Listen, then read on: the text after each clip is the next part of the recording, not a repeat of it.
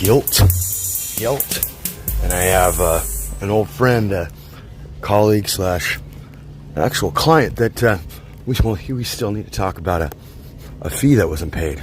I kind of say that in jest, and if he's listening, I'm just kind of give him a little love punch to the side, because we all have those times, and between friends and when it's business. But to be able to operate without guilt and motivated by not the guilt, as in coin, money, but motivated, sure, by results, but to have a mind where it operates from honesty, where, as I'm talking right now, talking from, like, you could feel it inside, just, I don't have regrets.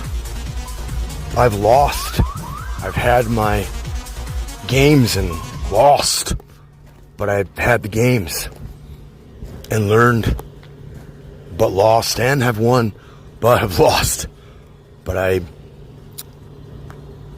am able to play on the field with a fortitude, knowing that I didn't cheat building the fort of my process and my learned practicum, whether on my own or by mentors or by others. So to really, I want to pinpoint this. It's kind of like, that's the opening, but I want to tell you this. I think that there might be certain things in our minds that if we decided to go into our little mountain of our lives and our history, and we were to dig up some old hiccups between maybe your child or your colleague or an enemy or a friend or a situation, a regret, and you still have the opportunity to resolve it, but you stuff it inside underneath, I'm wondering how much that affects one's lethargy, memory, salient, seamless flow state. Because if someone is constantly, we know, living a lie, living in constant, okay, that's, and they know it. Could be for, and you got to be on a lot of different types of things to really space out and not think about it, and still take advantage of people, still lie, still cut corners. And people have made it very far with that mentality. So there's still, different calibers of people where people can maybe have a little more stamina, and they can lie and they can live when they know they're guilty, but not have any concern or care or conscience. But if you're someone with conscience, if you're someone who enjoys being honest, who enjoys true gain, something that you earned, there are those, I think, there's a term, micro stressors, but where are those at? Where are those hatchets that maybe you buried the hatchet but didn't really resolve with them? And sure, I think the brain can also, if it's maybe between you and a friend from 10 years ago and it just kind of falls off, maybe it just, the half-life, eventually just falls off the shelf, and it's not as much of a stress, especially if you're working on operating from not a guilty conscience, to be able to do things in the dark, honestly, thinking no one's watching. And let's say no one is. Say there's no spiritual world, there's no God, there's no whatever you want to call it, of accountability, but in the alone, you can do whatever you want. Okay. And are you doing those things from a space of, in a sense of, I feel good about this? But maybe it's a habit, maybe it's just a thing every once in a while, but I would challenge you to figure those out. If there are these little micro stressors of guilt, and if you're doing it for the money, to find ways to do it for the honey, to find ways, and some people are just built this way. They've had a lot, or they've been able to experience money and success or whatever, but then they've really been able to experience love or experience,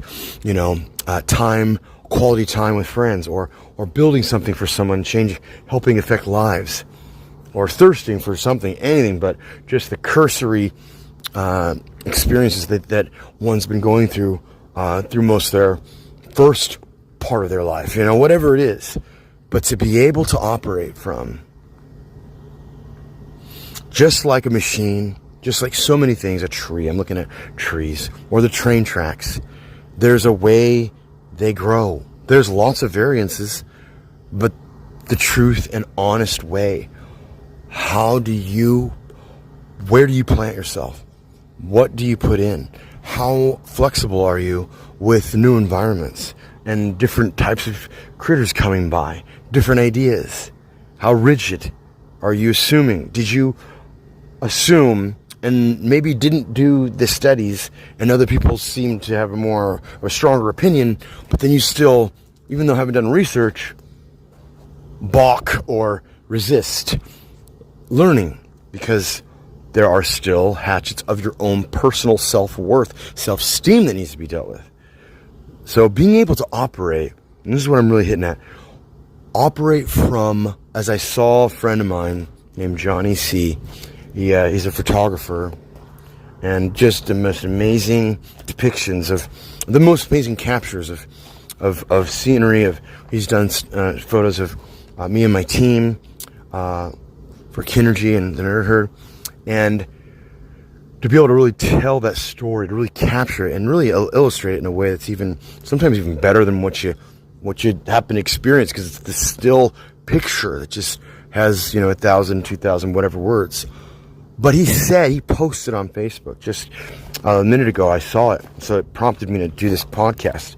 And yes, we are podcast number 18, Headspace, and I'm doing the title right in the middle of it. Optimize, actualize, so you can realize.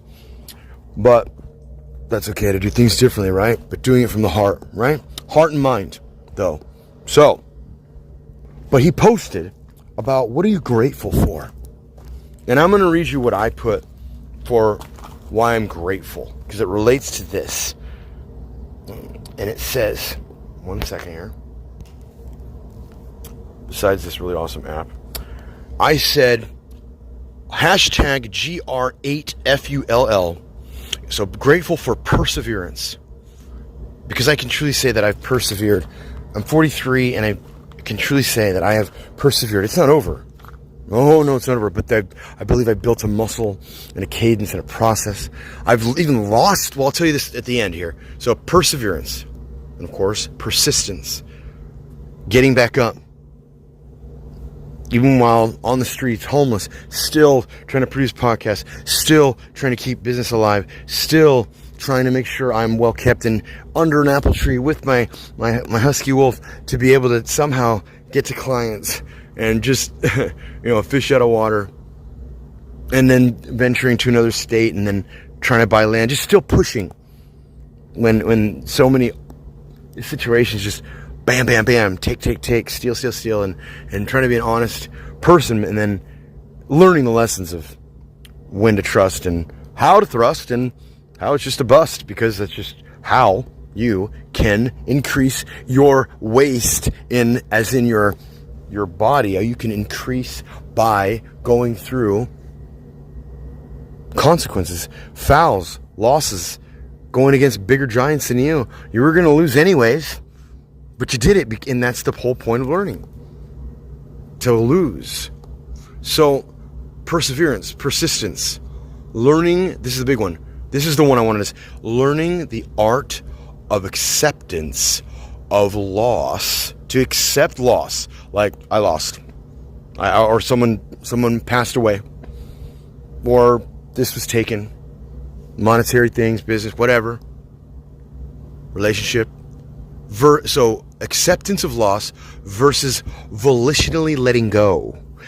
There's the time where you just got to let the damn person, the dang thing, the dang process, the strategy, the same thing that's not getting you anywhere, the same investment, the same routine, break it, stop it, the art of volitionally letting it go, letting that go, or not holding on to something, a relationship, or a contract, or a partnership in business, or some great idea, but it's not paying out. Like, you got to be able to like shift and change and be able to really artfully open up and take time to question where you're at, but to find ways to enjoy where you're at. So acceptance of loss, the art of acceptance of loss. Just, I accept it. Did you have a real choice in it? Maybe. But let's just say there's loss because you didn't have that choice in this matter, right? You have to accept it. And then also versus volitionally letting go. Like, you have to let it go. Some of the hardest problems to solve, some of the hardest to get into that headspace of optimizing is to start cutting off the things that suck energy from you. People, place, things, spaces, time, whatever, thinking patterns. And then I put anchoring. This is a big one. A lot of people have safety nets. And that's hard because you don't get to develop at that time, maybe you will later, the ability to self-sustain, figure out a way to survive without being bailed out. So anchoring in my mind, regardless if on solid ground, solid physical ground. And some people's beliefs are like, got to build on solid ground. Don't build until you're on solid ground. But then if you have no other choice and you're constantly shifting, and the ground is provided for you, you've got to do something with it. That's where the creative mind, that's where the ingenuity, that's where the innovators, that's where the big players, I believe, come into place. To be able to anchor your mind, regardless of like, oh, I don't have the office, or I don't have the home, or I don't have I'm constantly having to pop around this, that, and the other. Well, that's how a lot of businesses start, door to door, or whatever it is. Being able to just do it. Wherever you're at, whether you're collected, you're prepped, you're not, you're looking good, not, just doing it. So, whether on solid ground and constantly having to shift, like I just said. So, anchoring in my mind, regardless if on solid physical ground, and constantly having to shift.